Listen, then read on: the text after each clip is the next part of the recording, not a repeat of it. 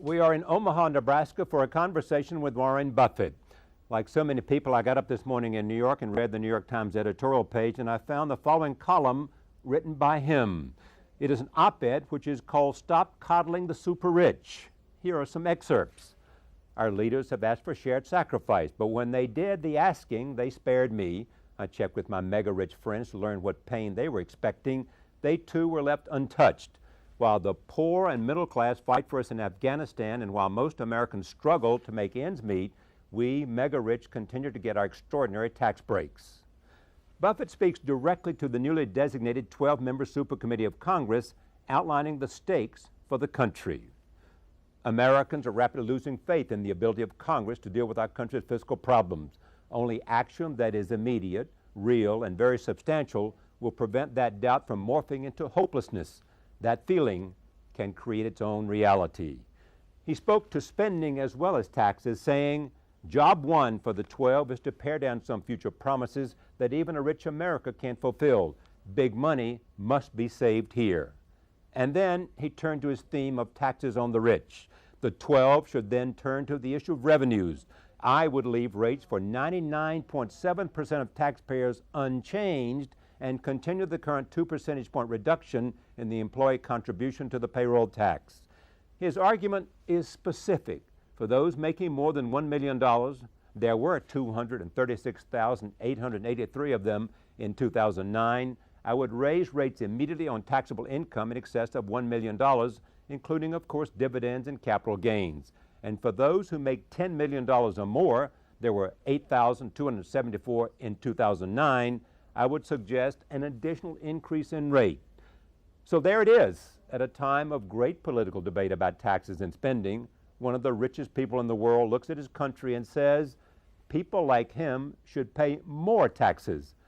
Warren Buffett joins me now to talk about this column, the U.S. economy, the global economy, the deficit and the debt, and what he thinks we should do about taxes. I am pleased to have another conversation with my friend Warren Buffett. Welcome. Good to see you, Charlie. All right, this is not a new idea for you. No, it's not a new idea. I've done this 3 times in terms of checking in my office, and every time I come out to be the low taxpayer, but this time I got a little more upset than usual. So you got more upset and decided you wanted to write and express what central idea? Well, we've been hearing about shared sacrifice, and believe me, the people out there know what they're talking about on that. I mean, there is sacrifice going on all over this country, and we're talking about people making sacrifices about the promises that have been made to them in the future on some entitlements. So I decided to look around and see if any of my friends were being affected by shared sacrifice, and they, like me, are enjoying these extremely low tax rates, and in the very high percentage of the cases, the very rich are paying less in the way of taxes than the people to clean their offices. Between a 10-year period, and the rich, the rate they were paying has gone down, and more of them have much larger taxable income. Yeah, well, the IRS publishes statistics. They've done that since 1992 about the top 400 earners in the country. It's not the same every year. Those earners have had their income since 1992 quintupled. Now, I don't know very many of our listeners that are going to have had their earnings quintupled. During that same period, their tax rates have gone down from 29.5% overall to 21.5%. You are also in favor of spending cuts. We have to, Charlie. I mean, we are a very, very, very rich country. We've got close to, $48,000 of GDP per capita. If you'd told me when I was a kid that would happen, I would have thought you'd lost your marbles. But even a rich country has limits, and we have promised things that we can't deliver on, and that's a mistake. But we're also in the process undertaxing the very rich. What I propose, incidentally, would not touch the taxes of 99.7%. I'm talking about 0.3% of the American public. But the people from $1 million on up, I think, should be asked to share in a little of the sacrifice that we're all being asked to share in. What's the formula you're looking for? Well, I think what really gives the low rates to the very rich like me is the low tax on dividends and capital gains. If you take these rich people that the IRS singles out from 1992, they've almost had a tenfold increase in capital gains. They've had a tenfold increase almost in dividends. And those are taxed at 15%. And there's no payroll tax on it. Now, the payroll tax accounts for almost as much revenue to the government as the income tax. It's close. 800 billion plus on payroll taxes last year, and about 900 billion on income taxes. That's where the money comes from in Washington, and they don't get any payroll tax to speak of on my income. I've got my tax return here. We're going to take a look at them in a moment. and I get taxed on up to 100,000, and my super rich friends get taxed up to 100,000, and that tax hits the people in my office very, very hard. Often they have a spouse working, so they get taxed on up to $200,000, that payroll tax. And that's this year we've had a waiver of 2 points, but that's normally at 15.3%. That alone is higher than the tax rate on capital gains or dividends. You point out that the average tax rate for people in your audience, the average rate for people in your office is 36% of taxable income. 36%, and nobody's below 33%. And incidentally, the lowest income person in the office is higher than the 33. They don't have the low rate. So from 33 to 41 they range, and they average 36, and I'm in there with a fat 17.4, I think it is. And why is that? Well, it taxes, if you make money with money, you get taxed at very low rates, 15% dividends and capital gains, no payroll tax. If you make money with muscle or hard work or sweat of your brow, you get taxed at rates that move on up. And most of the people, the middle class, gets taxed at rates of either 15 or 25 on their income tax, but then they get really hit hard on the payroll tax, and that's what brings the rates in our office up to an average of 36% if you leave me out. What has happened to the tax rates for the lowest 20%? The poor don't pay any. I mean, Right. there's 80 plus million actual taxpayers that pay tax. Incidentally, some of the extremely wealthy don't pay, but that's an aberration. But no, the taxes are falling. The high rates are falling on the middle class and the upper middle class. The argument is sometimes made by people who believe that it is always good economic policy to reduce taxes, that if in fact you reduce taxes, you will create economic expansion and economic growth. People will go out and create jobs if they're not paying as much tax. People, if they're paying a higher tax, will not make as many investments. Well, I worked with investors for 60 years, small ones, large ones, super large ones. Yeah. I have yet, and I've worked with capital gains rates of 39.9% and 36% and 25%. I have yet to hear one person say to me, if I call you in the middle of the night, Charlie, and I say, Charlie, I've got this hot investment idea, your reaction is not to say, no matter what the tax rate, forget it, I'm going back to sleep because the capital gains rates are too high. No, what you're going to do is you're going to say, tell me the name quick, Warren, before I change your mind. You know? And I have never had one person decline to invest with me. And I was running money 40, 50 years ago when rates were much higher. And I never had one person that showed the slightest reluctance to take an investment idea and run with it. What are the other reasons that is essential to do now? Well, I think it is essential. I think people are very, very upset about how their government works, and particularly how it worked during this raising the deficit ceiling period. I mean, so as I talk to people, they're very disillusioned. Howard Schultz of Starbucks came out with an article just the other day on that. So I think it's important that whatever is done restores to a degree, and can't do it overnight, but restores to a degree people's faith in the fact that their government can work. Now, I also think fairness is important, and I think getting rid of promises that you can't keep is important. I don't think we should cut spending dramatically now. I don't think that what I'm talking about on taxes solves the deficit gap at all, but I think fairness is important. I think having a sensible long-term plan is important to explain, and I think having it be believable is terribly important, because people don't believe these out-year things generally with Congress. They've seen too much of what's happened. Is part of this, being in the position that you're in, you want to start a conversation about the reality of taxes? Sure. And the reality of balance and fairness? Yeah, I think the American people deserve to be educated on what fellows like me are paying in taxes, for example. But they have to be educated on the reality of future promises. They have to be educated on the necessity of running significant deficits when the economy is weak. I mean, there's a lot of things in terms of economic education. But this is the time to do it. If we don't do it now, if these 12 members who have been appointed now to the super committee, Yeah. if they come back with something that's a lot of mush, the American public's had it. And what happens to the country? It isn't good. It isn't good. The country will still come through. Believe me, we'll rise to whatever the occasion demands eventually. But we are wasting so much in the way of potential output in terms of the opportunities for people that we ought to get on with it. I mean, the job of government is to govern. Let me go to the debt ceiling debate and just talk about it for a moment. It's just like, let's just say, Charlie, that you and I agreed that after we left the studio here, we were going to go out to a track near here, and I was going to get at one end with my car, and you're going to get at the other end, and there's this line down the middle, and whichever one flinches loses his net worth to the other guy. Do you want to play? Yeah. Whether you want to play depends on how crazy you think right. I am. Yeah. So what do we do if we go out there? Your net worth's on the line, my net worth's on the line, the engines are revved up, and I make all these menacing gestures at you. I try to look like a You make dog me think that's you're about crazy. yeah, absolutely. And you're trying to make me think you're crazy. And we both get in our cars and we don't think the other guy's crazy. Yeah. So what do? Yeah. Right as the engines start, I throw out my steering wheel. Now you believe me, right?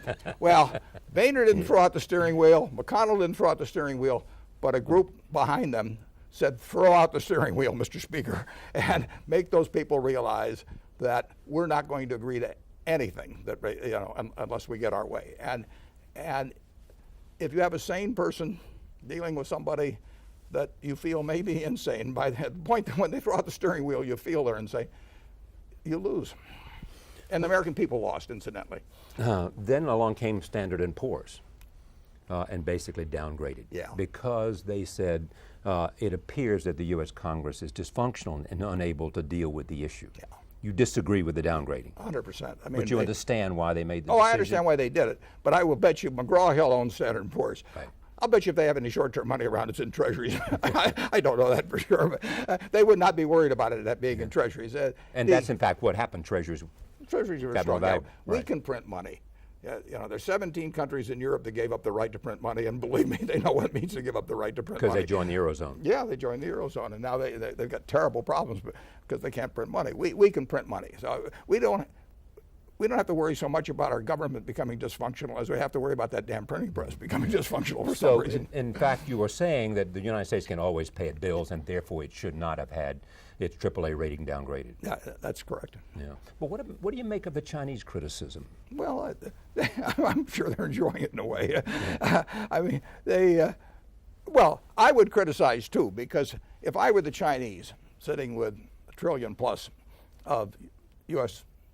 government obligations one way or another, I would be very worried about what's going to happen to the purchasing power of that. I mean, I've got the right to get the $1 trillion back, and I will get the $1 trillion back. The question is what will it buy at that time? And our government gives you the impression at times that if they will resort to a printing press, they'll resort to a printing press if necessary. And if they do enough of that, the value of the dollar goes down, and it goes down significantly. So if you hold a lot of dollars, which the Chinese do, I can see getting very unhappy about that. What do you think of the Federal Reserve's announcement they're going to keep interest rates low? Well, that's a very, very stark statement. I mean, the Fed is saying, when they say we're going to keep it rates low until 2013, that they say they're really saying the economy's not going to be very good until then. It's an unusual statement. Which you disagree with? I think there's a chance they're wrong. Yeah, I think it may pick up before then. You think the U.S. economy will pick up? Yeah, before the U.S. then? economy is. I think it's been picking up ever since the summer of 2009, right up to last month. I mean, I see figures on 70 plus businesses. What is unusual about this is we had a huge recession caused in large part by a housing bubble. I mean, you have 67% of the people in the United States own their own homes, roughly. Right. And those people who had a $22 trillion asset at the peak saw its value shrink dramatically. That's affecting 2/3 of the households in the United States. That had that incredible impact on the economy, and we won't come back big time until we've worked off the excess inventory that was created during our binge on housing a few years back. We are making progress on that every day, every week, every month. I mean, we are producing less houses than we are households. household formation has to increase beyond the beyond place housing that construction, housing construction pleases. and that's been happening for a couple of years, and it's exactly what should happen. Now, I actually read some article the other day about people talking about blowing up a few houses or something. If you blew up a million houses, you'd probably be in balance now. Right. I'm not advocating that. And if you started having households being formed by 12-year-olds, you could speed up household formation. But we're not going to have that either. But we are going to have households being formed. That's baked into the demographic pie. You are saying that what's wrong with the American economic growth picture right now is housing and construction, right. and every one of our businesses, virtually of our 70-some businesses, are doing better quarter by quarter by quarter, except those tied to housing. But housing and things like housing is way bigger than construction workers. Unemployment will fall significantly, in my view, when we get back up to 1 million housing starts. Because it won't just be construction workers. It will be our carpet workers, where we've laid off 6,000 people. And it will be our brick workers, and go up and down the line. So the big recovery, we've recovered on corporate profits. We've recovered in terms of getting the banks back in shape. Banks are in good shape now. We've recovered in all kinds of areas. Corporate America is doing fine in most areas. It's not doing fine in things tied to residential construction. That won't come back until we work off the excess inventory. But the inventory is not as, the amount of excess inventory is not as high as a lot of people think, in my judgment. And that's why I say it could be before mid-2013. Going down to 8% or something? I think if when home construction's 1 million units or more running at that rate, I think we'll be at 7% or below. You have a bet with Peter Orzog, the former director of the Office of Management Budget? Yeah, but I'm talking settlement with him. What was the bet? The bet was on by election time that it would be down to 7.3%, and I thought housing construction would come back by that point. Yeah. And I may be wrong. I may be right, but yeah. But I will guarantee you, when housing construction gets back to 1 million units, and it can go beyond that. I mean, it could easily be 1 million too. We will have, unemployment will fall dramatically. To 6% at some point? Yeah, certainly below 7. Close to 6. Yeah. By 2013. Oh, I think it's likely to happen. The Federal Reserve disagrees with me, and Bernanke's a lot smarter guy about that than I am. But we are working it off. I mean, we have never had this low level relative to population for as long as I know the figures on. I mean, this is a huge correction of a bubble that popped. And what is necessary to take place over the next 2 years in order to increase household formation and decrease the amount of construction?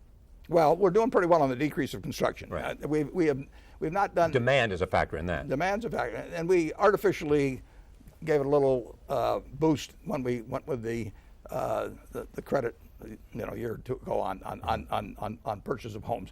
I think it's a mistake to try and front end it. I mean, it just delays the eventual recovery. If you've got an excess of something, if I've got too many purple dresses and I run a dress shop, I get rid of those purple dresses, and then I can start all over again with the dresses that the people want, and I mark them down to whatever it takes. You could have a bunch of rich immigrants come in, and they'd all need houses, for example. I mean, if you wanted to change your immigration policy so that you let 500,000 families in, but they had to have a significant net worth and everything, you'd solve things very quickly. But naturally, it's being solved. Capitalism is solving this. What we're fortunate in is Japan has a declining population. I mean, if they get an excess of something, it isn't going to get worked off. We have households being formed every day. I've got a grandson getting married this weekend. So we're forming them all the time. And we're forming them a lot faster than we're building homes. And we have an economy that's based on domestic demand? Sure. Yeah. Whereas China was trying to shift around from an export demand to a domestic demand. Yeah, they'll be a strong exporter for a long time. Yeah. When you look at economic growth, first there's a job question, but then there's also the rate of economic growth, the increase in GDP. How do you see that? I think it'll be very good over time. I mean, we have the same things that have been working for us for 200 plus years. Charlie, I was born on August 30th, 1930. That was the high day of the Dow Industrials in that year. It was at 242. They'd come back. People thought they didn't think that we were going into a recession. What happened the next couple of years? At 4,000, banks closed. The Dow went to 41. That's like the present Dow going to 2,000. My dad lost his job. We had the Dust Bowl here and everything. We're living 6 times better than then now. The American system works. It works terrifically. And it has occasional recessions. I mean, we've probably had 15 of them since the country was formed. And this was a particularly bad one because we had a bubble in the biggest asset around for the American public. You have made the point that I guess it was in 1779 or somewhere right about then, that the Chinese population was like 290 million. Yeah, 290 million. The American population was about 4 million, and Europe's was about 50 million. Yeah. And look what happened. Look what happened. And we weren't smarter. We didn't work harder. We didn't have greater natural resources. We just had a system that worked, and they've been smart enough to catch on. Okay, but there are interesting things that are at work as well. The demographics are at work. So they have more domestic demand possibilities in China because of their population, or in India because of their population, or in Brazil and places like that. Some will argue that it's going to be a much more competitive environment for the United States. While we may have a system, other people are learning from our system, and they also have some built-in advantages that we don't have. Yeah, they've gotten smarter about things. I mean, if you go back 50 years in China, the Chinese were just as smart then. They worked just as hard, but they weren't getting results.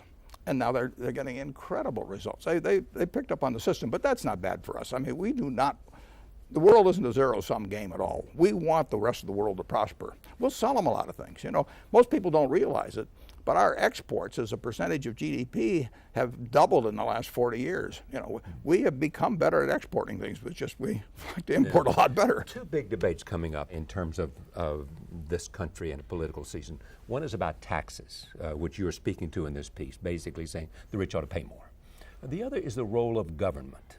A debate. How do you see that debate?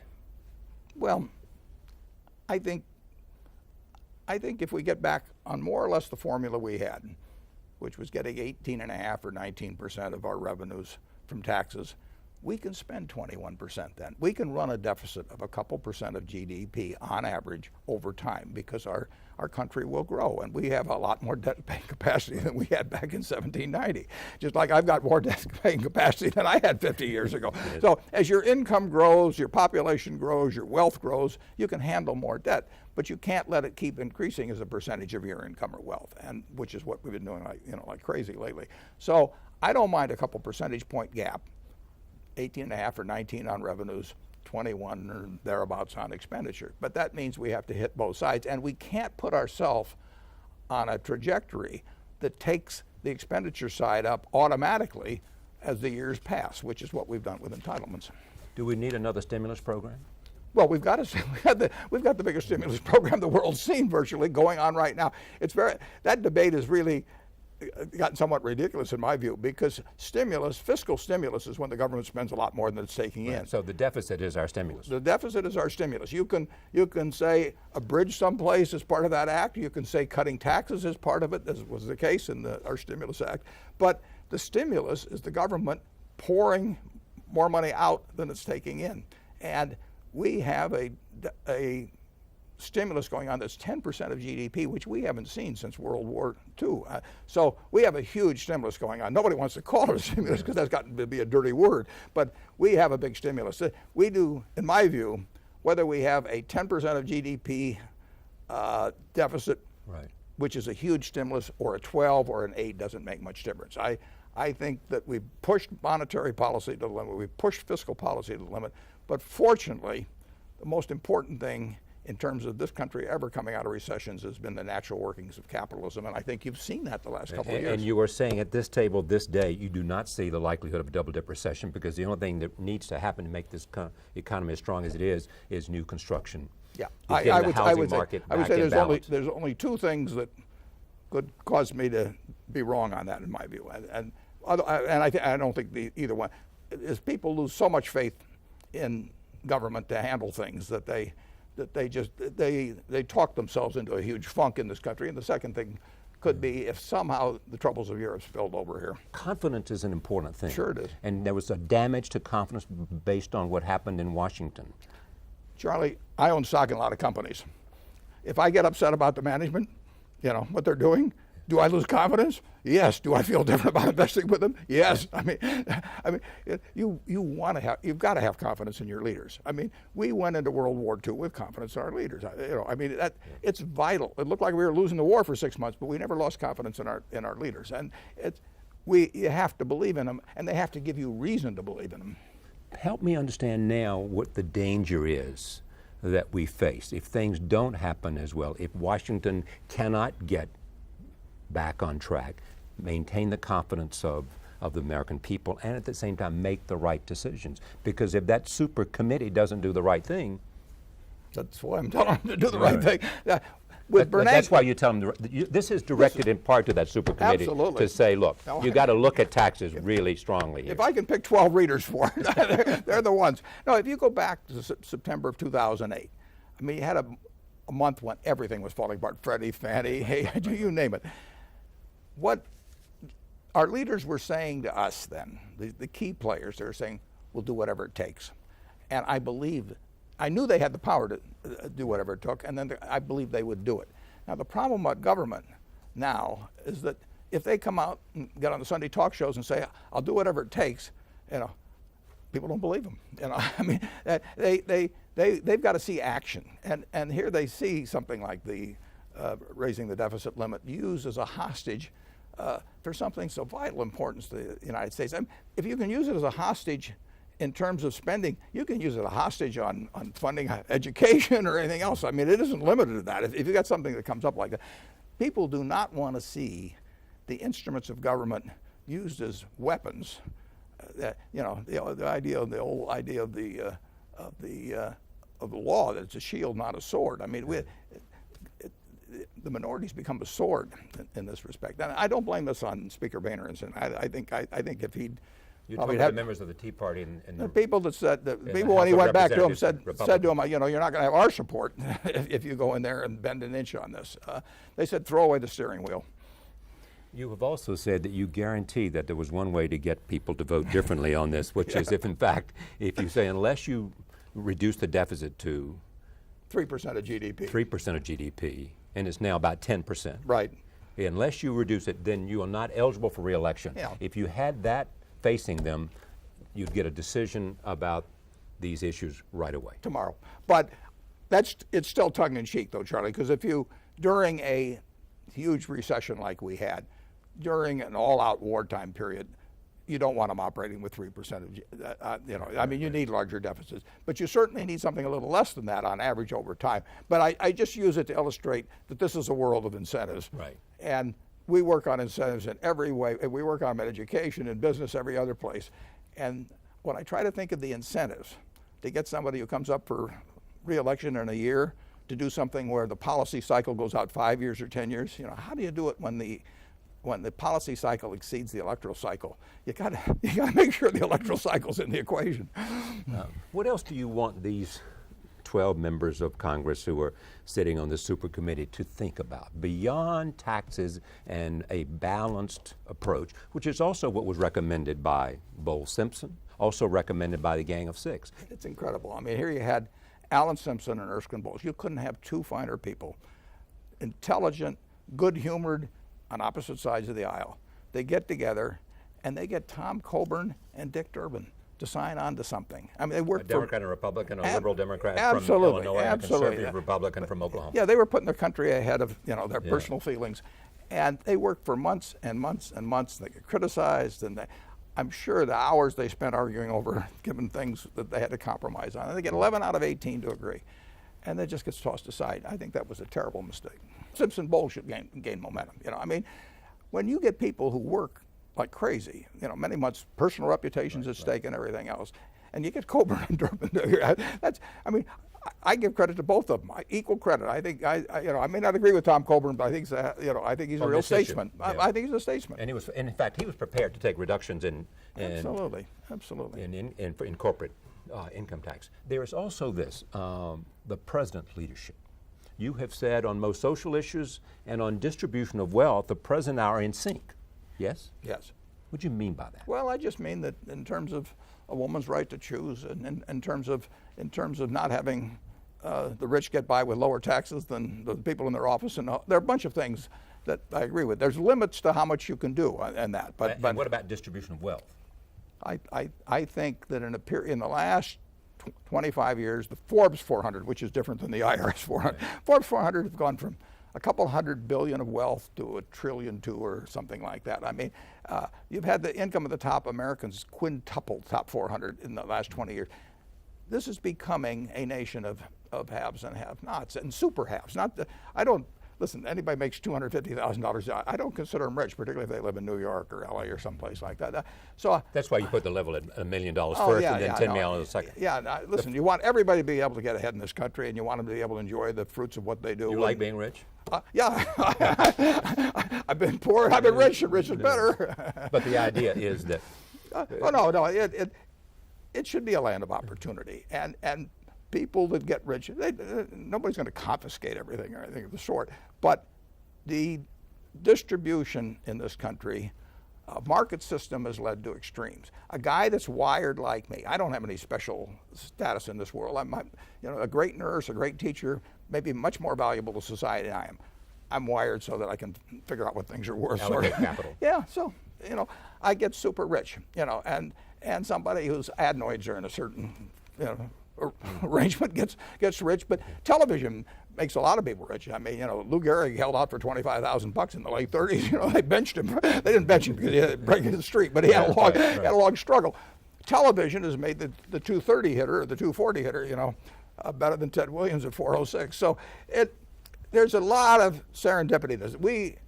Everybody in this country owes their good fortune in some way to the rest of the country. This is your 2010 tax return. That's my 2010 tax return. What will I see there? Well, you'll see a lot of income. You'll see adjusted gross income of about $62 million. Right. But then you're only entitled to deduct 30% of your contribution. I gave away a lot. So I've got a charitable carry forward of about $10 billion. I don't think I'm going to use it up. But then you get to taxable income, and I've got $39.8 million, and then you get down to tax, and I got $6.9 million. And that comes to what percent of taxable income? I think it comes to 17.4. 17%. I added and other people in your office are paying an average between of 36%. 33 to 41. Nobody's below 33. Nobody's below 33. I think they're going to have to. How much of that has to do with the payroll tax? Well, a lot, because they all pay it. I pay it incidentally, but it's $15,000 for me. $15,300. And it's $15,300 for all the people in the office pretty much. And many of them have spouses where it's another $15,300 for the spouse. So with some of them it's $30,000. And that's a lot of money to them, a lot. And you said you want the 12 most important people can read this are the people in Congress who are on the CEPA committee. What else can be done to give it leg? Well, I hope the Times is a launching pad. I think that it's a subject worth serious discussion. I already heard from somebody this morning that they're putting on Facebook. I never thought of social media as being a way to they're putting this column on Facebook so you get a wider and a different distribution. Yeah. The 600 million. I think if the public is educated on what goes on, I think their representatives will follow through to some extent. I think some members of Congress don't even understand that probably. I invite them to take their own tax return, and make the same calculation I did. And incidentally, I don't have a tax shelter. I've never had a tax shelter. I don't drill for oil. I don't do any of that kind of stuff. The Congress has been my tax advisor. I mean, they're taking care of me. You also make the point that in so many corporations that their biggest investment is not in plants and equipment, it's in lobbyists in Washington. So therefore they get deductions so that their effective tax rate is also much less whatever the maximum corporate tax rate is. Yeah, well, that's true, and they're entitled, incidentally, to try and, there is a big rule book up there, and if the rule book's got flaws in it, the thing to do is to change the rule book, not count on everybody being on the honor system. The rule book is what counts, and I'm probably creating a lot of a business for the lobbyists now because they'll be very busy defending the present situation. But I think it's the rule book that has to be looked at. Do we need tax reform? Yeah, I think so. But I think I would cure what I wrote about in the New York Times this morning first. That's very easy to do those two things. And that doesn't solve everything, Charlie. And it would go ahead. It probably tops. It would be $50 billion a year. Now everybody talks in terms of 10 years now, so it'd be $500 billion over 10 years. But this doesn't close the gap. I want to move up toward that 18.5 or 19, and I hope we get a lot of it out of growth. But I think it's kind of silly at this point to count entirely on that. And I think we've got to move the expenditures down to 21 or thereabouts percent. How do you measure President Obama's leadership on this? Because he could have done more to be in support of Simpson Bowles. Yeah, I and wish he could have been out earlier. I wish he'd been. I wish he had. Both sides were afraid to touch Simpson Bowles. I mean, that's pretty clear. I mean, it made too much sense. They didn't want to be associated with it. I would say this, though, in terms of the deficit limit negotiations, when the other guy throws the steering wheel out the window, you've got a problem. I mean, if you and I get in those cars and I see you throw the steering wheel out, I give up. You win. Yeah, in fact, when you looked at the Republican debate the other night, and they asked them to raise a hand if you were in favor, of a level of spending cuts which were 10 for 1. 10 for 1. 10 for 1. I mean, and everybody would not go for that. That if was, it was 10 to pathetic. 1. That was pathetic. I mean, listen, I like Republicans. I mean, if you got Democrats on some core issue to them, they'd probably do something just as silly. But when they take that attitude, they are really saying, I want to win this primary. They are saying that the country be damned, I want to win this primary. And it means that a certain element of a philosophy on taxation has taken control of the public debate within that party. It has, particularly in terms of the primary, because the primaries push people to extremes. That's one of the problems we have in this country. But they can't believe in their hearts, all 10 of them, that a 10 for 1 ratio would, in some way, irreparably harm the country. But you said you're prepared to make, as I raised earlier in this conversation, specific spending cuts and entitlements, changing Social Security, trying to reduce the cost of health care, which is essential. Charlie, on my tax return here, you had George Will on a few days ago, right. And George said he couldn't understand why he was getting Social Security. Here it is. Social Security benefits, $32,680. You get $32,000. $32,680. Right. And You even don't need it. a portion of it's tax-free, not a very big portion in my case. But So you make it means test in a second. I mean, I think the idea when we've got this very, very rich family in this country, a lot of us have troubles. 60 million people live in households where the income is $21,000 a year or less. And I say to people who say, we shouldn't raise taxes, just try that for a few weeks. I mean, just try it. So I think that when we're going to have to do things that are even a little bit tough on them, maybe, I think you've got to come after some of us. And it certainly shouldn't be giving me Social Security. It's deposited in my bank account every month without me even knowing about it. Where does this populist instinct in you come from? I was born lucky. I was born in the United States of America. The odds were at least 30 to 1 against that. I didn't have anything to do with that. I was born wired for capitalization. I didn't have anything to do with that. So here I am. I won the ovarian lottery the day I was born. A lot of people don't. They go off to Afghanistan and fight for us to preserve things for me. I mean, when some of my friends complain about their taxes, I feel like saying, let's continue this conversation on the shores of Normandy. Let's just go over there and we'll just talk about this, how terrible your situation is. And I really think this country works wonderfully on a market system.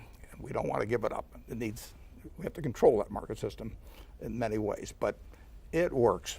It works with the kind of incentives we have. It works with equality of opportunity. It's not perfect, but we've tried it. We've tried for it over the time. But the lucky ones still prosper incredibly disproportionately, under this. I'm not for having some kind of a czar in Washington decides what's proper for everybody, but I do think something that thinks about the 60 million people that are living at $21,000 a year or less in their household. I think a rich society should think about them a little bit every day. That's the America you believe in. Yeah, it is. I think it's the America most people believe in. Are you okay by Dodd-Frank, that in fact that was the appropriate reform to do? I haven't read it, Charlie. I think that there's two things that are needed to keep the financial system from going crazy. One is keeping some limits on leverage, and we didn't do a very good job of that last time. And incidentally, Dodd-Frank's devoted to that a little bit, isn't it? Yeah, but Congress, they encouraged huge leverage in Fannie and Freddie. I mean, that's where the money was. The second thing is having the proper incentives for people at the top of important financial institutions. We saw institution after institution go to the government and say, we're too important to the society that you can't let us fail. So pour in the money, do whatever is necessary, and meanwhile, I'm going to go off and be rich. The guys have screwed it up. I think you've got to have downside, really drastic downside, for the people that run financial institutions, big ones that get into trouble. And we need those incentives, and I don't think they've attacked that yet. That can be done through the board of directors. Too big to fail continues to exist. Too big to fail will always exist. There will always be institutions that are too big to fail. Should They're deciding over in Europe that Greece is too big to fail. Okay, but should they be broken up? I know that. Yeah. Should those institutions be broken up? No. As one form of Federal Reserve? We decided the whole banking system's too big to fail when we put in the FDIC in effect. Right, I mean, we can't exist without them. But we have to do something to change the behavior of people that are at the top of those institutions, so they have huge downside. They didn't have downside. People, I'm not going to name names, but those people did not have downside. They had downside to their reputation, but they walked away with tens of millions, hundreds of millions of dollars. So you can't have that kind of a situation exist and expect great behavior. And then you have to have some restrictions on leverage. But has that changed? The incentives have not changed very much. They say they've changed by paying them more in stock and all that, but that isn't draconian enough for me. All right. I want to come back to Omaha. Great. Yeah, I know. But and look at just what the lessons of Berkshire Hathaway are for you. I mean, most of your businesses are growing. Yeah.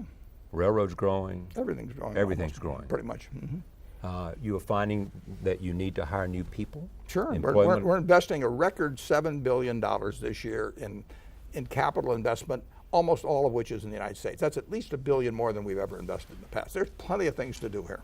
You have often said that, I mean, in a time like this, in which there are difficult times, that's the best time for you because you can have more opportunities to buy things that you think are of quality at better prices. There's no question about it. I like buying on sale.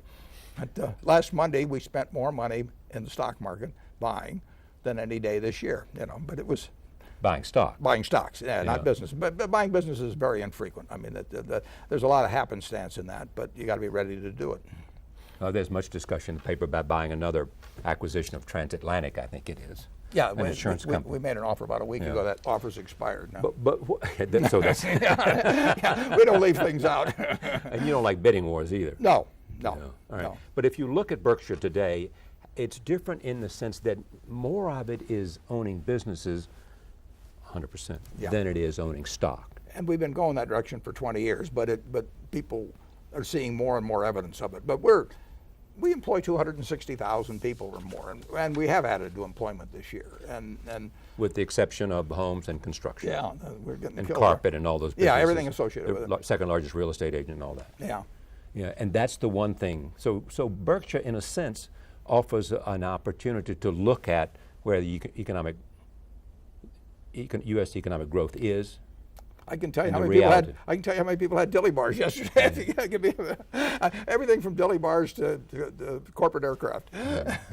Robert Zoellick, the president of the World Bank, said, "This is a very, very internationally is a difficult time, and because what's happening in the United States and in Europe could very well be a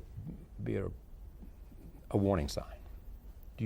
You seem to say, look, my success of my companies is different, except for construction and houses. The United States has been improving. I mean, it went through, we talked about it, was economic Pearl Harbor. Right. I mean, I used that term. And we had a shock to our system that was really colossal. I mean, and a few people hadn't acted right, even more so. But we have been coming back steadily.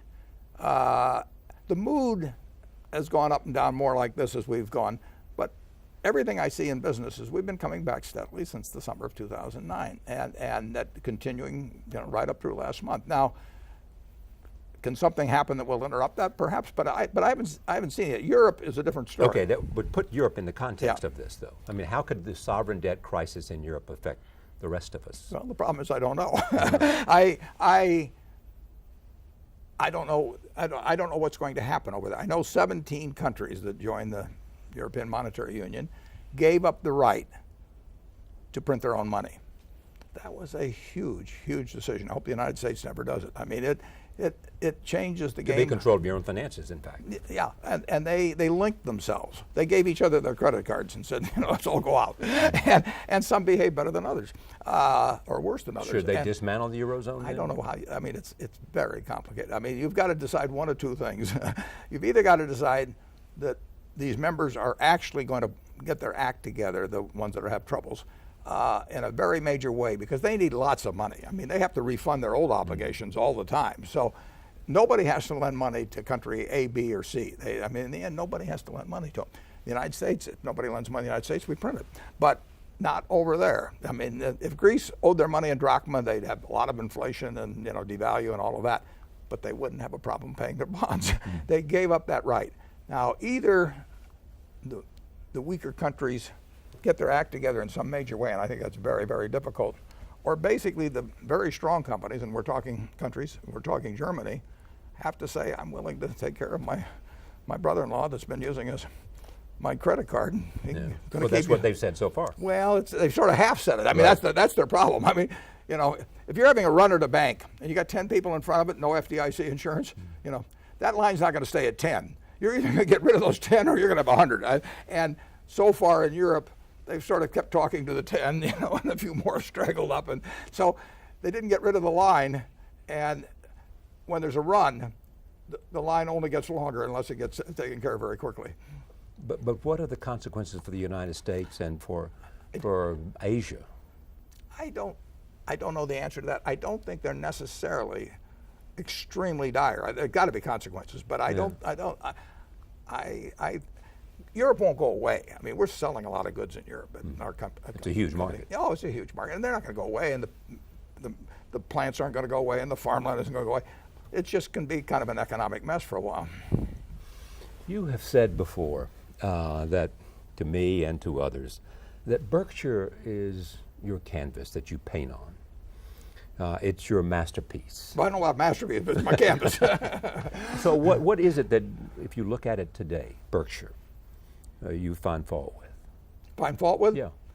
Well, I made plenty of mistakes along the way, so I've got a lot of brush strokes out there that if I just give me a little whatever it takes to remove that, I would do it. So I made plenty of mistakes, but I expect to make mistakes, and I'll keep making mistakes. So, because unless you take chances, you won't make mistakes. Oh, sure, and mistakes are part of the game. I mean, you're swinging at pitches, and you miss a few.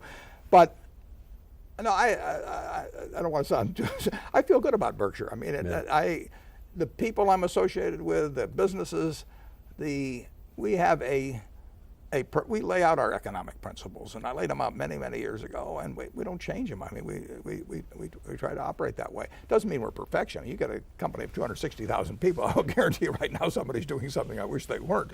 I mean, you can't have a city of 260,000 people and have no jails.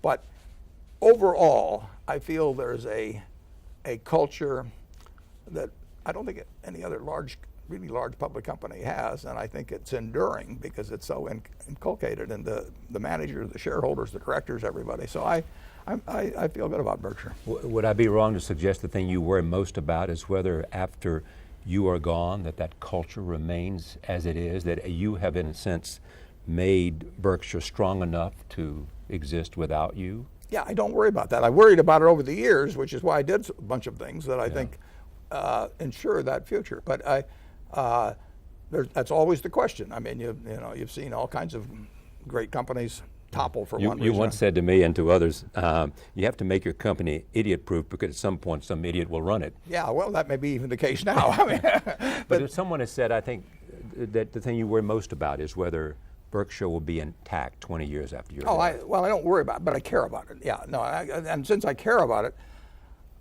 I've put things in place which I think almost ensure that Berkshire will be a lot better 20 years after I'm gone than it is now. Where is succession today? Where's succession? Yeah. If I die tonight, tomorrow morning it won't take the board an hour to have announced who the my new success. CEO is. Absolutely. They know exactly who it is, and they agree. But it may change 6 months from now. It's unlikely to change 6 months from now, but it could. I mean, that person could die. Is there a list of people or one person? There's several people, but there's one person they've all agreed on. Takes over CEO. Yeah, and there should be. I mean, there's no reason to have the board of directors start thinking about who the CEO should be the day after the present CEO leaves. I mean, they've neglected their job if they do that. Was the Sokol affair the thing that caused you most angst because it had to do with judgment of?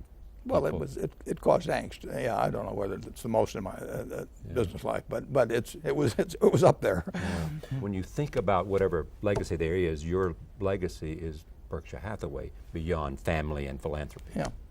Well, I'll settle for those.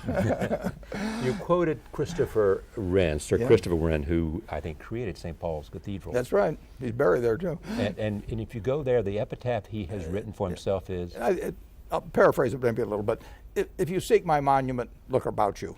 And I say that's the way we should think about this country. I mean, this country is a monument to what was done a few hundred years ago and the people that have followed. I mean, it's incredible. Just think if you, back in 1790, you say, I want to create a monument to this new country I'm giving you. And you'd envisioned the country of 2011.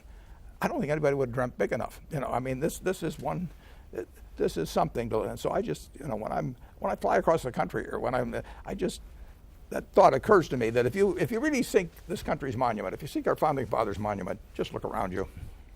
and you worry today that there's some threat to that.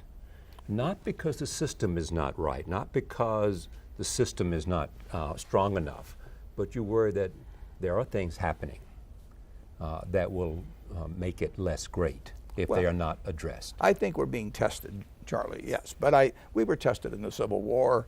We were tested, you know, in the Depression. We were tested, you know, December 7th of 41. We were tested on September 11th of 2009. I mean, we will get tests, and this is one of them. We'll surmount them, but I would just as soon get on with the job of surmounting them now.